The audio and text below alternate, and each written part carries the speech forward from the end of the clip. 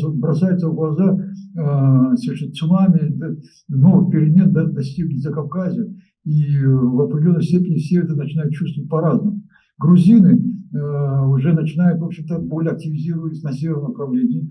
Уже Россия начинает говорить, делать заявление официальное, что, в общем-то, ничего не препятствует нормализации отношений. Может быть, нельзя исключать, что где-то в ближайшее время мы можем получить фактор восстановления дипломатических отношений с Грузией. Азербайджан, который был себя чувствовал очень уверенным в ситуации победившей страны, столкнулся с фактором, что его затронул геополитическое цунами.